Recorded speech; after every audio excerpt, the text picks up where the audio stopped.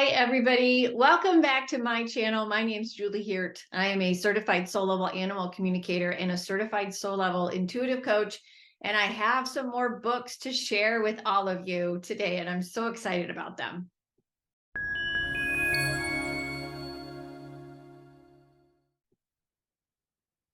Hi, everybody. So I don't know why all of a sudden I'm like reading a ton. I read a ton anyways, but all of a sudden things have just really started, I don't know, again.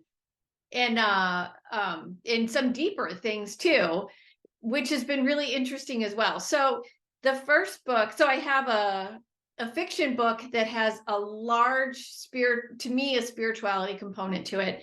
I have a astrology book, and then I also have a very heady philosophical, I don't even want to say theocracy,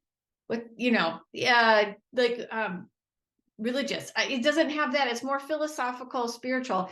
So I have 3 books. Some are new, some are not so new, but all are wonderful. So take a listen and then pick one and then tell me what you think. So the first book I actually saw pre-advertised or pre-sold, if you will, through Louise Erdrich, who is a Native American author. She has a bookstore in Minneapolis, Minnesota called Birch Bark Books. And my sister used to live in Minneapolis, and so I would make her take me to that bookstore. She doesn't live there anymore, so I haven't been in many, many years, but I still get the email because I love hearing news about Native American authors. And recently she promoted this book. It's called A Council of Dolls. As you can see, I got it from the library, my local library, from Mona Susan Power. Her indigenous name, she does have her indigenous name in here, and I'm not even going to try to pronounce because I don't want to do any dishonoring. It's a short book, extremely powerful. It tells the story of 3 women through their own histories, legacies, and whatnot, and also through their dolls. Very, very powerful. I was pulled in through the first chapter. So there's 4 chapters. Each chapter is a different woman's perspective. I'm not going to tell you who because I don't want to ruin anything. What I found amazingly interesting for me was, so I'm recording this on a very rainy day here in West Michigan. It's probably going to rain all day. When Lucas is wondering, he knows why we're not going outside. But at the same time, he doesn't know why I'm not snuggled with him on the couch, and which I'll be doing after this anyway too. However, this past weekend, there was a lot of really weird energy going around. It was the weekend of the 9th of September. Just really strange. And actually, the more I've been talking about to my colleagues, the more my husband and I and Lucas certainly felt it, and that we were not alone. And this book was actually really good to read for that kind of a weekend. What was really interesting is last night I read the last chapter in bed and before I went to sleep. And I felt like the book and the dolls to some degree were talking to me. This is how interesting the themes are. This is what I love about when a book finds you in the right moment that you didn't know you needed it.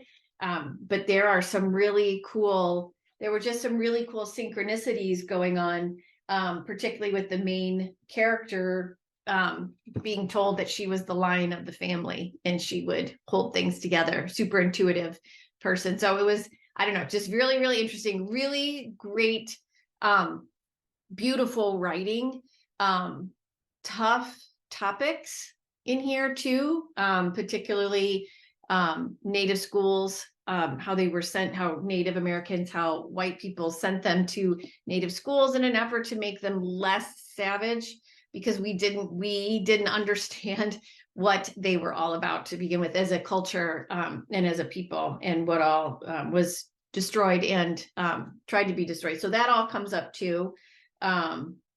Really good information, really good learning, understanding the effect of this, and told through dolls and the power that dolls can have from a spiritual energetic aspect too. So there's Native American spirituality in this. There's some really cool things. So highly recommend this one, A Council of Dolls from Mona Susan Power.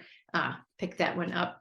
And then what I thought was interesting was because of the messages the last chapter were giving me last night, and later this week there is a new moon in Virgo, and later this week Mercury decides to station direct. So what I went to, and I don't think I've talked about this book before, is I went to not only do I follow the Channing Nicholas app from an astrology perspective, but I also use this book, which is Moonology from Yasmin Boland.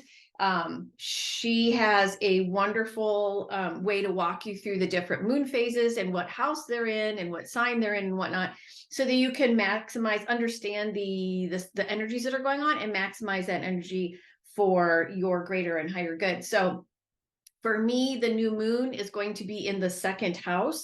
And so I was working through some of the things that I can do as the new moon begins to make its appearance this week. So if you need any tips or any step-by-steps or just really simple things, I also had the audiobook, which is then, of course, I had to get the paper book. And the audiobook, there's just so many different things that to be able to find what I needed when I needed it, I thought the paper book would be really helpful. So I do refer to it quite some time. And I'm just so excited about this book. So if you need any help, Moonology, Yasmin Boland. All right. And then the last book, and of course, the notebook, I placed my notebook over here. The last book that I want to talk about, and I'm just grabbing my notes here real quick, could have done this beforehand, is called The Soul's Code. This is actually an older book, and I've actually never heard of it before. The author's James Hillman. Now, of course, the subtitle is In Search of Character and Calling. This was published quite some time ago. Like this library copy says August of 2019, but it was published long ago. And there's actually endorsements. Yeah, 1996. There's endorsements on here from the Washington Post. Thomas More, if anybody's familiar with Thomas More, he is, I consider him a mystic, modern day mystic. And there's other people, other publications that have endorsed this that you would think, what? And they kind of, to some degree, from what I understand, even looked at this from almost like a business perspective, like a self-help, but from a business perspective. But this really, to me, is extremely philosophical. And I actually really heard about it from Elise Lunan, one of my favorite authors and writers and podcast people, for pulling the thread.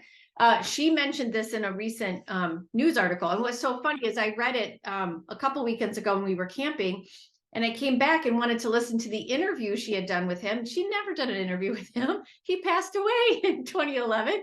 Because I'm like, oh, I got to go find that podcast. And I couldn't find it. And I'm like, how in the heck did I find this book? Luckily, my Making Like Two Humans Being colleague, Kate BOGO, found the actual place where she references it on her Substack blog. But man, I wish she would have interviewed, would have been really good.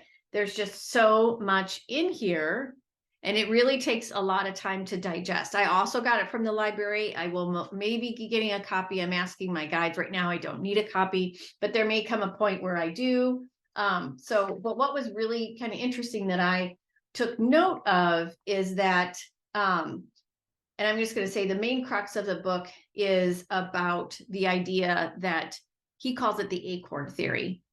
We come into this world, and I wrote down, each person enters the world called. We are each acorns. In that acorn is life itself. Yes, the acorn was created, and that's that, and to some degree. And then what we do with that, and what we feel called to do with that, meaning being the acorn, that is the soul's code. We don't have to get stuck in what mom did to us, what dad to us, DNA, all these types of things, because what he says and has conversations and even debates himself to some degree in this book is that each person bears a uniqueness, and this is from his book, that asks to be lived, and that it is already present before it can be lived. And he's got several ways that he talks through, supports that theory and whatnot. And one thing that he really talks about, which I found really interesting from the get-go. So little sidebar here. I'm a huge fan of the trilogy of novels called His Dark Materials by Philip Pullman. And the first one was called The Golden Compass. And then there was the Amber Spyglass was next, and then The Subtle Knife was the second one, and then The Amber Spyglass was the third. The HBO did a wonderful job in bringing the story to the screen. So if you've seen the Golden Compass movie with Nicole Kidman, no, and it has nothing to do with her. No, do not watch that. Find the HBO series that has Lin-Manuel Miranda in it, and some other wonderful characters. It is a wonderful depiction of the books. The thing with His Dark Materials is this idea of, and I pronounce it Damon. They spell it Daimon in this book. It comes up, this is the tangent, and I think they spell it Daemon in His Dark Materials. I don't have my copies anymore. I gave them away to other young people so that we can spread the word. Anyway, so because it's just they're wonderful, wonderful stories. Kind of like Narnia, like that kind of coolness. Anyway.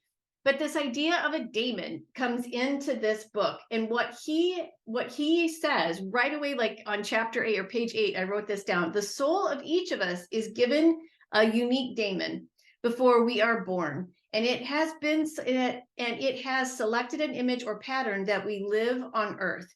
This soul companion, the daemon, guides us here. In the process of arrival, however, we forget all that took place and believe we came empty into this world. But the daemon remembers. The daemon remembers what is in your image and belongs to your pattern. And therefore, your daemon is the carrier of your destiny. And what I find so super interesting is that he uses the word daemon, but then he also goes on to show how in different cultures and different religions, Christianity, Judaism, Islam, also examples, there is always this idea of the soul and the daemon, and they call it the guardian angel, or you can call it a lot of different things. He just uses that word throughout, but it's much more about you come in this as this acorn. You have destiny already. You have a way that you want to fulfill something, to experience something, which there's other books that, I've discussed and we've read and whatnot that talk about you have something you want to learn. The divine is asking you to experience something as a human being so that the divine can also experience it. And that is what is in this as well. So highly recommend this one. Again, it is very heady. It did take me, I'm glad I read it when I went camping, because then I had real quiet and solitude to be able to really focus on the themes. But I do recommend it for anybody that's really interested in philosophy and theology. That's the word I was looking for, theology, not theocracy, theology. So this is another good one. So those are the 3 books that I have right now. I'm going to be reading several more because I just got a whole big dump of books up in at the library that I'm going to go pick up later. And I'm finishing up Bono's memoir called Surrender, which I'm listening to and reading at the same time. And it's tremendous. Also very spiritual, very self-reflecting, really interesting to take a look at. Also trauma filled too. So many of the themes that we've talked about in previous videos and other books that I've read. So again, if you're interested in any of them, A Council of Dolls, Moonology, and The Soul's Code. And I'd love to hear what you think about them. I'd love to hear if any of you read them or if you know them, and it's particularly either the James Hillman or The Council of Dolls. I'd totally love to hear about those. Yeah, and I hope you have a wonderful day wherever you are. If it's raining, then fall here in the Western Hemisphere. It's coming.